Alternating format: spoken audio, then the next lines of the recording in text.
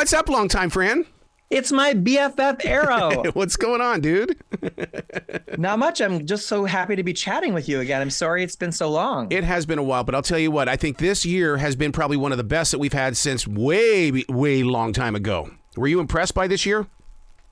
Yes, and I think that, this year really speaks to what the Academy has been trying to do for so long, which is in expanding that category of Best Picture to 10 nominations, 10 nominees, and trying to include the viewers and audience favorites more in hoping to get viewership on the night of the Academy Awards. So the sensation and the cultural phenomenon that was Barbenheimer, yeah. I mean, we don't see that often. Right. So seeing them both compete is exciting. I've looked at this list 100 times, and I'm not seeing Toto in here for Best Dog of the Year. Oh, I know, right? Because she already won it. Okay. She already won it. Yeah. I got to get there right over here. Say Heidi. There you go. Oh, I've known you since you were just a puppy. That's right. That's right. She's the best. It's so competitive when it comes to Best Actor. I really like Paul Giamatti, but I just have a feeling that Cillian is gonna go home with the trophy on this one. Yeah, it's been interesting. They both been doing quite well this award season, and I think that who wins that category, it really is between those two. And depending upon who wins there, we might see a surprise in the Best Picture category because Oppenheimer is the front runner. Mm-hmm. But I think if Giamatti wins Actor, we might see a surprise, the likes of Moonlight beating the front runner La La Land that year, and that the holdovers could be the underdog in the Best Picture category. Ryan Gosling has made it a point to make it very clear that he's not happy with the fact that Margot didn't get a nod. I mean, and a lot of people are kind of upset about that. Yeah, and so did his co-star America Ferrera, mm-hmm. who I'm so thrilled got a nomination because I loved that monologue in that moment. Mm-hmm. And yeah, it's interesting because I think arguably for those of us that enjoyed Barbie, Margot in that role has more nuance and has much more of a stronger character arc than Ryan does. But the supporting actor category this year was just not as competitive. I mean, I love Mark Ruffalo in Poor Things. Very funny. I think Robert Downey Jr. is the one to get it, but Ryan Gosling is kind of a throwaway in that category. Margot is recognized as a producer on Barbie in the Best Picture. Right. But I'm more hurt by Greta Gerwig not getting nominated. I mean, if ever a snub there was for director, because she is the one who is solely responsible for taking a toy, an inanimate object, and turning it into something that surprised everyone. Because, we've seen intellectual property before be adapted to family film, whether it's the Lego movie or Super Mario Brothers, and whether it's live action or animated, you want to succeed in pleasing all ages, having some innuendo for the adults in the room, stuff that's going to speak to the children. But she did something with Barbie that surprised everyone and thematically touched people so deeply and over generations, and really was special and unique. And so I think it's a surprise and a real slap in the face that she didn't get nominated. But at the same time, all the press she's getting from the snub can arguably be worth more for a career than a win. Yeah.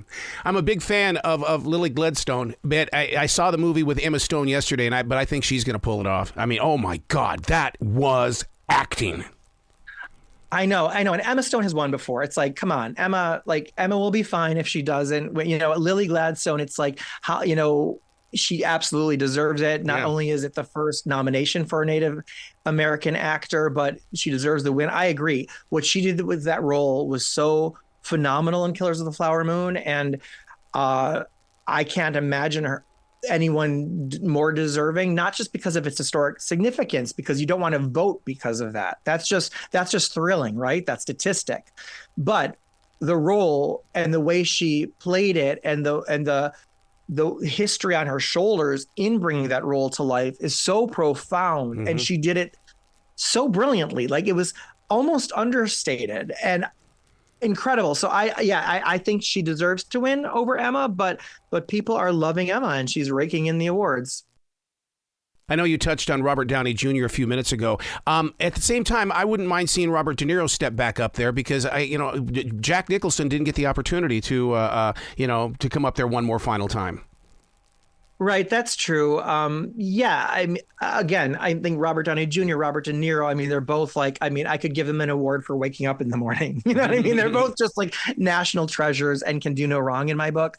Yeah, I can see that. And it would be nice, but I'd like to see like a career achievement for him, you know? Yeah. And what I think one of the things and why I'm so drawn to Robert Downey Jr. is because of his story. This is a man that lost control of his life. He could have been Johnny Depp before Johnny Depp, but lost control of his life, and then he rebuilt his life. He could have been River Phoenix. Oh my God! Yes, absolutely. Or Heath Ledger. Yeah. And it is his time because I just love this man in any role. I agree. He is, and he's also just a cool guy too, and fun, and yeah, I think it will be really nice to see him win, and and he's so great in Oppenheimer. You know, there's no arguing that even in a career sprinkled with incredible performances and likability, that this is yet another standout performance. What about Best Director? Were you impressed with Scorsese?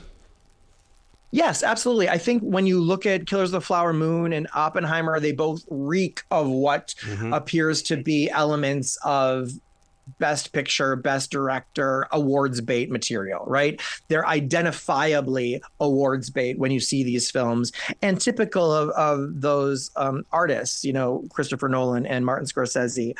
Scorsese obviously holding the record now after his tie for so long with Spielberg for the most nominated director. Is interesting, but then we also have Yorgos for Poor Things, which is interesting because, you know, there are other experimental directors out there that are doing interesting things, but that Yorgos actually broke through to the mainstream. I think it was when Olivia Colman won as actress in his film The Favorite, you know, but he seems to be on the map now this way. So yeah, it's interesting to see him really at the table, but then also the directors for Anatomy of a Fall and The Zone of Interest. I mean, those are the two where it's like, I feel like one of those is stepping on the toes of Greta Gerwig, potentially. One of the things that I noticed this year with the movie making, and maybe hopefully they've done their research to do this because of what we've been doing with binge watching, these movies took their time. I was allowed to really digest the storylines. Yeah, I don't mind it as much. I'm hearing that from my friends that work in the live stage theatrical production world that audiences don't want an intermission. They want a one-act play that's under 2 hours. But I think when it comes to movies, people are enjoying it if it's a little bit longer, especially if you look at something like Killers of the Flower Moon, Oppenheimer, both very long movies, but not necessarily seeming that long. They're well made enough that to the point where they're holding audience attention, because, you know, Arrow, you and I have been to movies that have been 90 minutes long and feel like they're 7 hours, right? so there's something to it. All right, I'm going to ask you a future question here, and because you and I were together when the streaming really took off, and we really had some great conversations about that stuff. So, but I think that the next level of movie making has got to be for the ocular goggles. I just think that's where it's going. Yeah, I'm sure you're right. I mean, yeah, that and the Apple, what is it, Pro Vision Pro or whatever it's coming out and all the rest of it. Yeah. I mean, there's much to be said about who our avatars are going to be and what they're going to look like, and will we see ourselves or be able to AI and be a part of? Is there going to be some kind of interactivity with the entertainment that we watch and the rest of it? But yeah, I mean, although think about it, 3D kind of comes and goes depending upon industry temperature. So we'll see if that's really the thing, because what that will take away from is the community aspect of viewing. Anything with Oz coming up that you're going to be participating with? Arrow, this is the year of Oz. First of all, The Wiz I just saw 3 times on national tour pre its Broadway opening on April 17th. It's phenomenal, first-time revival. And then Wicked Part 1 of 2 opens this November 27th. Plus, there's a new Netflix series called Dee and Friends in Oz coming out next month, and tons of merchandise. And, you know, so it's the year of Oz, really. Excellent. All right, I'm going to get hurried up and booked for that conversation we have the night after the Oscars, okay? Oh, I hope so. Yeah, yes. Absolutely, man. You be brilliant. It was a pleasure to talk with you again, sir. Oh, I miss you. I love your voice. And it's good catching up, and let's talk again soon. All right, buddy. You have fun. Okay. You too. Thanks.